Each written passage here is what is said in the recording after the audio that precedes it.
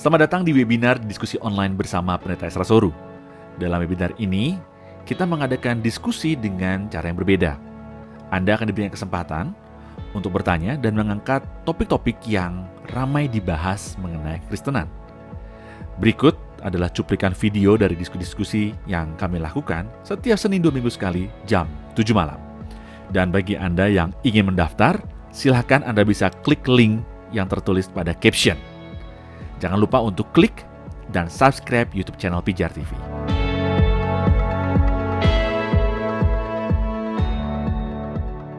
Dari Ibu Wiwi Chandra Medan, beliau bertanya, Pak Pendeta Esra, saya mau tanya, Tuhan menciptakan manusia untuk memuliakan Tuhan. Ada teman agama Buddha yang protes karena menurut mereka sepertinya Tuhan kurang kerja menciptakan orang untuk kemuliaannya. Ada yang cacat, ada yang kondisinya sangat tidak baik, lahir dari orang tua yang jahat. Sepertinya sangat tidak adil. Bagaimana tanggapan Bapak? Jadinya teman saya yang Buddha ini mengatakan itu hukum karma dari masa dulunya. Mohon tanggapan Pak. Terima kasih Pak. Kayaknya ada dua ya pertanyaan itu ya. Iya, mungkin satu saja Pak yang di atas Pak. Pak ulang dulu kalimatnya. Oke, apakah Tuhan kurang kerjaan menciptakan orang untuk kemuliaannya? Ada yang cacat, ya. Ada yang sebelumnya gitu. Jadi gini, kalau kita baca di teks Alkitab ya, yang kuciptakan untuk kemuliaanku. Tuhan menciptakan manusia untuk kemuliaannya. Nah, pertanyaan kita adalah, apakah Tuhan kurang mulia sehingga perlu menciptakan manusia supaya manusia memuliakan Dia? Apakah Tuhan itu adalah pribadi yang haus pujian? Nah, apakah kalau kita kan disuruh memuji Tuhan, pujilah Tuhan. Apakah Tuhan itu pribadi yang makan puji? Jadi kalau kita tidak puji Dia, ya, terus Dia menjadi, atau kalau kita tidak meninggikan Dia, berarti Dia kurang tinggi, ya? Atau dengan kita memuji Dia, berarti membuat Dia lebih tinggi lagi? Tidak. Jadi sebenarnya bahwa yang kuciptakan untuk kemuliaanku, Dia menciptakan kita bukan karena Dia mencari kemuliaan, tapi justru wujud kemuliaannya.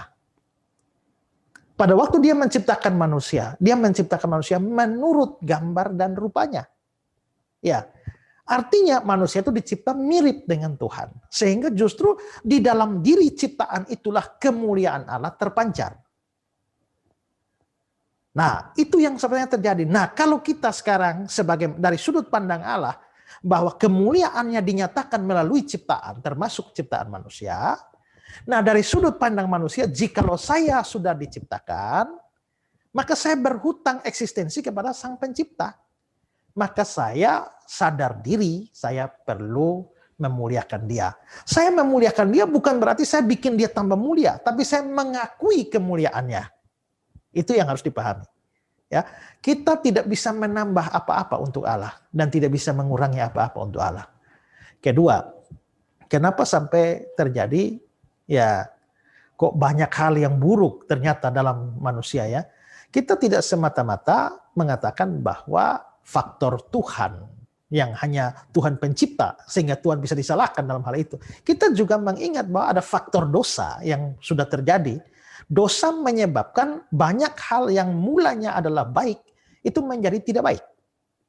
Ya, waktu Tuhan menciptakan awal semua sungguh amat baik. Baik adanya. Tapi semua menjadi rusak, begitu terjadinya dosa. Jadi kita tidak bisa melemparkan semua kehancuran atau kerusakan ini kepada Allah, seolah-olah Dialah pencipta semua kehancuran ini. Kita harus sadar bahwa dunia sedang berdosa dan sedang rusak. Nah, tapi kalau sampai Tuhan tetap membiarkan itu pun, misalnya orang lahir dengan cacat. Kita ingat cerita Alkitab, ada orang yang apakah karena dosa nenek moyangnya dia lahir buta, cacat? Tapi Tuhan bilang ada kemuliaan atau ada rencana Tuhan yang kuasa Tuhan yang mau dinyatakan lewat hal itu. Ya, jadi bukan karena hukum karma, tapi karena ada dosa yang menyebabkan rusaknya dunia ini. Ya.